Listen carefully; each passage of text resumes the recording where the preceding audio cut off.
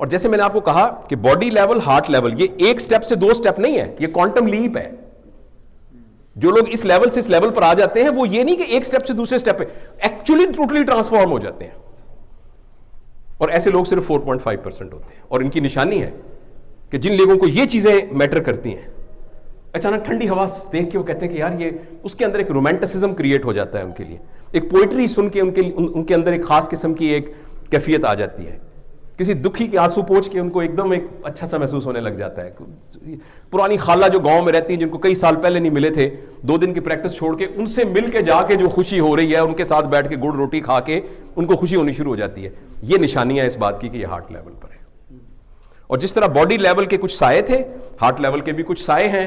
वो ये है कि ये लोग नॉन मटीरियलिस्टिक होते हैं। ये नहीं कि ये गरीब होते हैं, वो ब्रांड वाला सूट ना पहने, ये बात उनको कोई परवाह नहीं करेगी, लेकिन वो रिश्तों को बचा लेंगे, साख को अपनी बचा लेंगे, ऑनर को बचा लेंगे, अपनी कही हुई बात को बचा लेंगे, रिस्पेक्ट को बचा लेंगे, वैल्यू सिस्टम उनके, और वो आर्ट को अप्रिशिएट करते हैं, रिलेशंस को वैल्यू करते हैं, और वो खुदा तरस होते हैं, अल्ट्रुइस्ट होते हैं, दे के खुश होते हैं, दे के खुश होते हैं।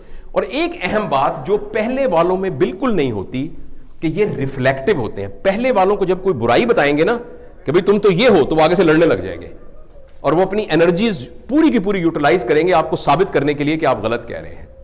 लेकिन इसके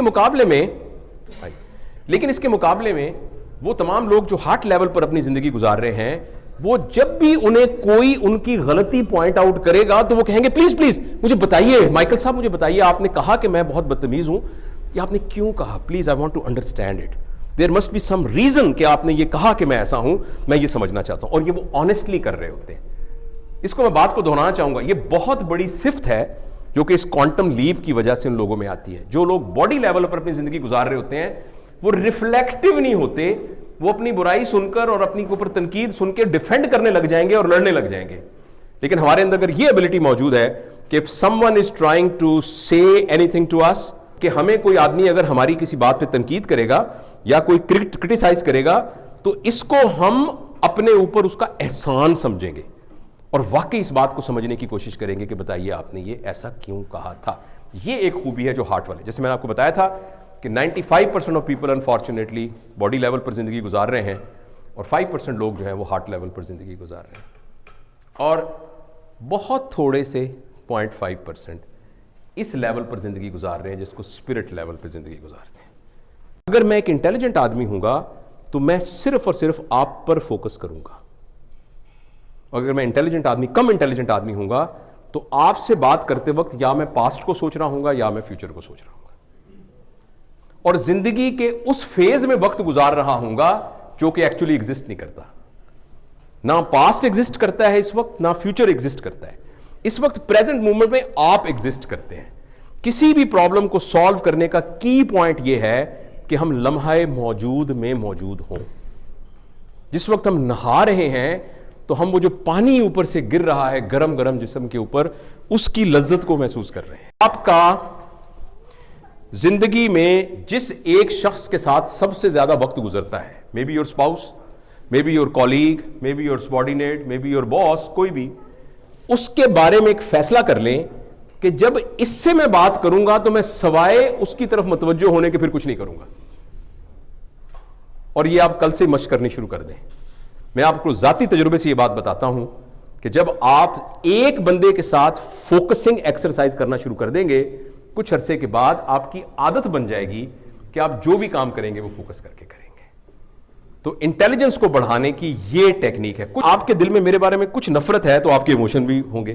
तो इमोशन बाय डेफिनेशन खुद कुछ नहीं होते, हमारे थॉट्स के शैडो होते हैं। अच्छा, अगर हम अब इमोशनली ग्रो करना चाहते हैं तो हमें एक्चुअली ख्यालात के लेवल पर कंट्रोल करना पड़ेगा। अगर आपको गुस्सा आया है तो गुस्से को आप कंट्रोल नहीं कर सकते, क्योंकि गुस्सा साया है। जिस ख्याल ने गुस्से को जनरेट किया है उसको रोकने से गुस्सा खत्म हो जाएगा। और जिस तरह मैंने आपको इंटेलिजेंस के लिए टेक होम मैसेज बताया है, इमोशनैलिटी को अपने काबू में रखने का भी एक टेक होम मैसेज है।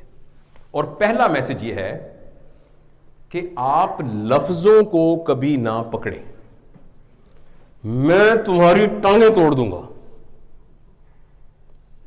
इसका क्या मतलब है? क्या इसका यह मतलब है कि मैं वाकई इनकी टांगें तोड़ दूंगा? इसका क्या मतलब है? कि मैं आपसे बहुत गैर मुतमईन हूं, मुझे आपने मुझे मेरी एक्सपेक्टेशन को नुकसान पहुंचाया, आप मुझसे छोटे हैं मेरे बेटों की तरह, मैं ये तवक्को भी नहीं कर सकता आप करेंगे, लेकिन मैंने अल्फाज क्या बोले? मैं तुम्हारी टांगें तोड़ दूंगा, राइट? तो अगर हम इमोशनली अपने आप को इंटेलिजेंस करना चाहते हैं तो नेवर होल्ड द वर्ड्स। महसूस तो करेंगे, मुझे गाली देगा मैं महसूस तो करूंगा, आप मुझे प्यार करेंगे मैं महसूस तो करूंगा, मगर सोचना पहले है, इसको रिवर्स कर देना।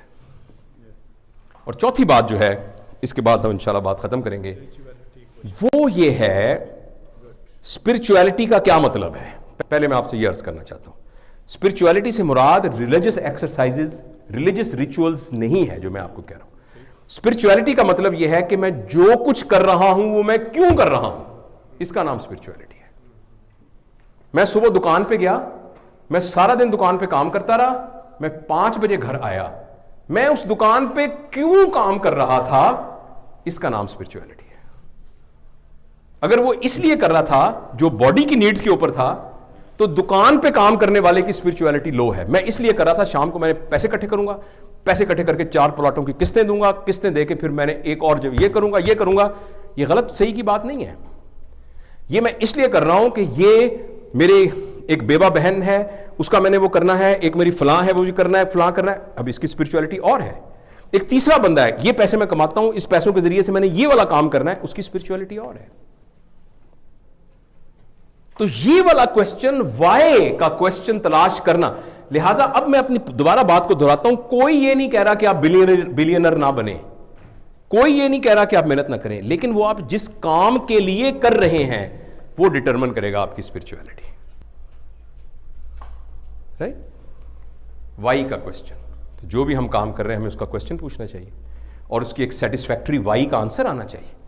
मैं जो देखो ना, एक आदमी है सर, मैं अपने डॉक्टरों को हमेशा ये सोचता हूं, एक आदमी है वो दफ्तर में क्लर्क है, उसका गुजारा नहीं होता तो शाम को ना रक्षा चलाता है, जस्टिफाइबल है ना?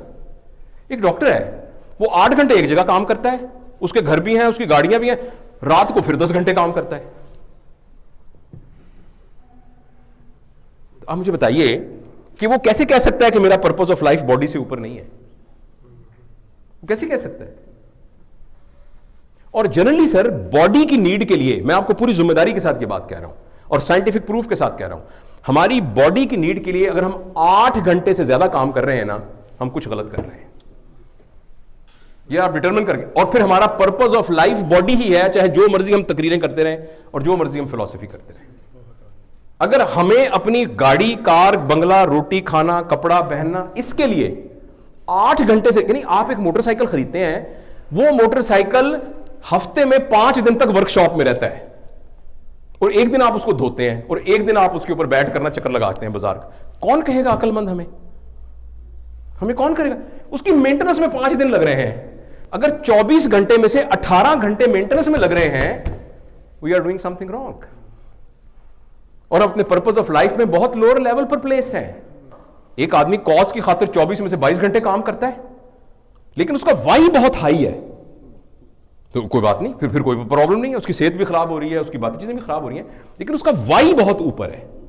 मैं ये बात आपसे अर्ज कर रहा हूं, मैं टाइम के स्पैन की बात नहीं कर रहा, मैं ये कर रहा हूं कि अगर बॉडी के लिए 8 घंटे से ज्यादा काम कर रहे हैं तो गलत कर रहे हैं।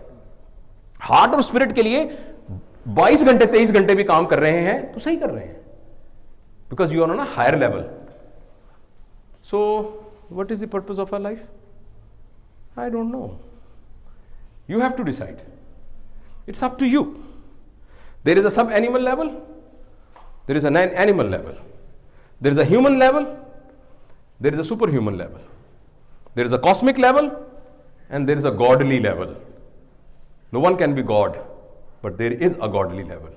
It's up to us to decide कि हम किस लेवल का पर्पस पर अपनी बकिया जिंदगी गुजारना चाहते हैं, जो हमारी जिंदगी है।